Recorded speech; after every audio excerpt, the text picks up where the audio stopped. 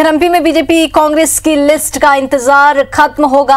आज जारी हो सकते हैं बाकी प्रत्याशियों के नाम। बीजेपी के 11 सीटों पर नामों का ऐलान बाकी है और कांग्रेस के 9 नामों का ऐलान, 20 सीटों का इंतजार है। इंदौर वो कौन कौन से सीट है हम बताएं आपको। इंदौर, गुना, जबलपुर, छिंदवाड़ा, खंडवा, दमोह पर ऐलान संभव है।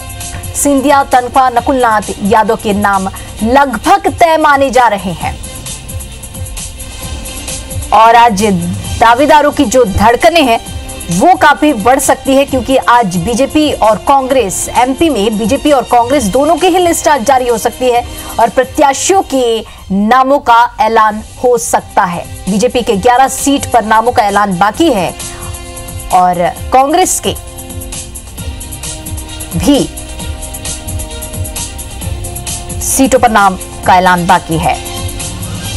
तो बाकी बचे जो भी प्रत्याशी हैं उनके नाम का ऐलान आज हो सकता है। और इस खबर पर ज्यादा जानकारी के लिए सीधे रुख करेंगे भोपाल न्यूज रूम का, जहां से मेरे सहयोगी सुधीर दंडोतिया हमारे साथ जुड़े हुए हैं। सुधीर, एमपी में बीजेपी और कांग्रेस दोनों ही बचे हुए प्रत्याशियों के नामों का आज लिस्ट जारी कर सकते हैं। क्या कुछ हलचल आज देखने को मिल रही है वहां पे? देखिए, बिल्कुल 3 दिनों के दिल्ली दौरे के बाद आज मुख्यमंत्री कमलनाथ भोपाल आ रहे हैं और पिछले 3 दिनों में अगर बात करें तो न केवल स्क्रीनिंग कमेटी बल्कि केंद्रीय चुनाव समिति में कांग्रेस ने अपने प्रत्याशियों के नाम तय किए गए हैं। 20 सीटों पर कांग्रेस के प्रत्याशियों के नाम का ऐलान होना बाकी है। इनमें से कल केंद्रीय चुनाव समिति ने 14 नाम तय कर लिए गए हैं। अगर बात करें तो भिंड से देवाशीष झारिया एक नया नाम निकल कर आया है। विधानसभा चुनाव के दौरान बहुजन समाज पार्टी के ये नेता थे और उसके बाद में हाल ही में कांग्रेस का दामन इन्होंने थामा है। इसके अलावा अगर देवास सीट से बात करें जो कि रिजर्व सीट है, यहाँ से पद्मश्री जो प्रहलाद टिपनिया है, जो लोक गायक है, उनका नाम तय कर लिया गया है। कांग्रेस के प्रत्याशी यहां से संभावित हो सकते हैं। इसके अलावा बात करें उज्जैन सीट, जो कि मानी जा रही थी कि यहां से तुलसी सिलावट के बेटे को कांग्रेस टिकट दे सकती है, पर लेकिन तुलसी सिलावट को इंदौर में ही चुनाव जिताने की जिम्मेदारी पार्टी की ओर से दी जाएगी। ऐसे में उनका क्षेत्र डाइवर्ट ना हो, यही वजह है कि वहां से बाबूलाल मालवी जो है, जिनका विधानसभा चुनाव के दौरान टिकट काटा गया था, बड़े नेता कांग्रेस के माने जाते हैं, उनका नाम यहां से सिंगल नाम तय किया है केंद्रीय चुनाव समिति में और ये नाम का ऐलान कभी भी किया जा सकता है।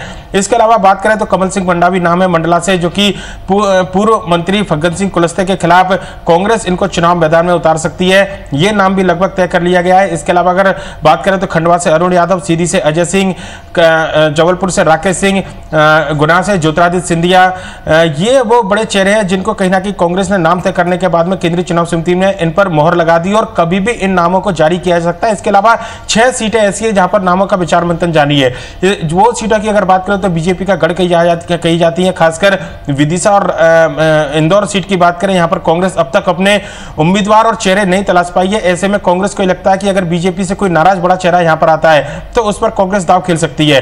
राजगढ़ सीट दिग्विजय सिंह की पसंद के चलते अटकी हुई है। पहले दिग्विजय सिंह खुद यहां से चुनाव लड़ना चाहते थे। ऐसे में उनके एक समर्थक शिवनारायण मीणा का नाम सामने निकल कर आया था, पर लेकिन क्षेत्रीय और जातिगत समीकरण के आधार पर इस सीट को फिलहाल होल्ड पर रखा गया है और मध्य प्रदेश के अंदर जो अंतिम चरण का मतदान होगा 19 मई को, चूंकि राजगढ़ में उस समय मतदान होना है, ऐसे में यहां पर कोई भी जल्दबाजी कांग्रेस की ओर से नहीं करने वाली है। वहीं बीजेपी की बात करें तो 11 सीटों के उम्मीदवारों का नाम होना है और ये माना जा रहा है कि भोपाल, ग्वालियर, इंदौर, विदिशा, ये वो सीटें हैं जहां पर बीजेपी कहीं ना कहीं सोच समझकर चेहरे उतारना चाहती है, क्योंकि इनको बीजेपी का गढ़ माना जाता है।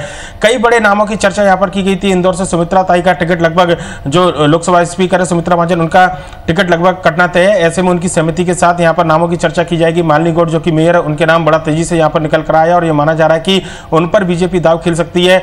भोपाल से नरेंद्र सिंह तोमर, मुरैना से टिकट बदल कर लाया जा सकता है और मुरैना से बीडी शर्मा जो कि प्रदेश के महामंत्री, उनको कहीं ना कहीं टिकट दिया जा सकता है। विदिशा सीट पर एक बड़ा दांव फंसा हुआ है, क्योंकि यहां से अब तक विदेश मंत्री सुषमा स्वराज जो है वो प्रतिनिधित्व करती थी। इस बार उन्होंने चुनाव लड़ने से इनकार किया है। ऐसे में शिवराज सिंह चौहान ये चाहते हैं कि उनकी पसंद के उम्मीदवार को यहां से टिकट दिया जाए। वहीं पर संघ ये चाहता है कि किसी सामान्य कार्यकर्ता को अगर मौका मिलेगा तो पार्टी कहीं ना कहीं रिचार्ज होगी और बीजेपी अगर किसी नए चेहरे को यहां पर मौका देती है तो एक मैसेज जाएगा कि पार्टी के कार्यकर्ताओं की सुध कहीं ना कहीं बीजेपी में ली जाती है और यही वजह है कि विदिशा सीट पर अब तक मंथन लगातार जारी है। पर लेकिन काफी हद तक स्थिति क्लियर हो चुकी है। केवल कुछ एक सीटें बाकी है कांग्रेस और बीजेपी में जिन पर नामों का मंथन किया जाना है। ऐसे में कांग्रेस की जो 14 उम्मीदवारों की सूची और बीजेपी के कम से कम 7 से 8 उम्मीदवारों की सूची वो कभी भी जारी हो सकती है और आज इस सूची के कहीं ना कहीं जारी होने की उम्मीद भी जताई जा रही है। जी दीपिका। जी सुधीर, जो सस्पेंस है आज एमपी में बीजेपी और कांग्रेस की जो बचे हुए जो सूची है, नाम होंगे प्रत्याशियों के, वो तो तय हो जाएंगे, सस्पेंस खत्म भी हो जाएगा। लेकिन क्या समीकरण निकलकर सामने आ रहे हैं? क्या चीजें देखकर तय जांच परख कर नामों का सिलेक्शन किया जा रहा है? देखिए, बिल्कुल अगर बात करें तो कई सारी चीज़ों का खास इस सूची में ध्यान में रखा गया है। अगर बात करें तो ग्वालियर चंबल अंचल से अगर हम शुरुआत करते हो तो यहाँ पर रामनिवास रावत चूंकि प्रदेश से कार्यकारी अध्यक्ष है, विधानसभा का चुनाव भले ही आ रहे हो पर लेकिन एक बड़ा जनाधार उनका माना जाता है और ज्योतिरादित्य सिंधिया के खास समर्थक माने जाते हैं।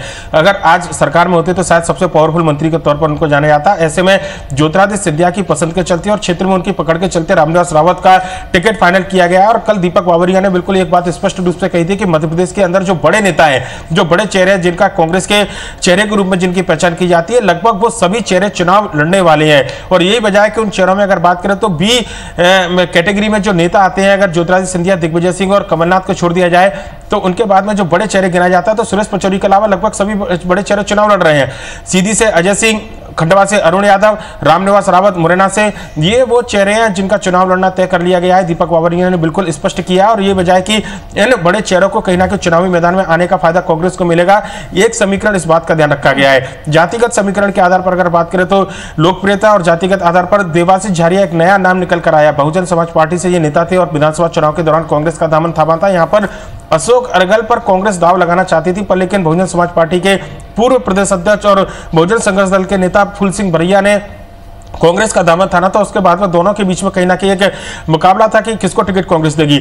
युवा चेहरे के तौर पर और दलित वोट कार्ड के तौर पर देवाशीष झारिया का नाम सामने निकल कर आया और यह माना जा रहा है कि प्रदेश में अनुसूचित जाति के जो वोट, माफ कीजिएगा, उनको रिझाने के लिए नए चेहरे पर दाव खिल सकती है क्योंकि देवाशीष झारिया का बतौर बीएसपी में रहते हुए काफी अच्छा काम था उस वोट बैंक के अंदर। यही वजह है कि उनके नाम की चर्चा सामने निकल कर आई है।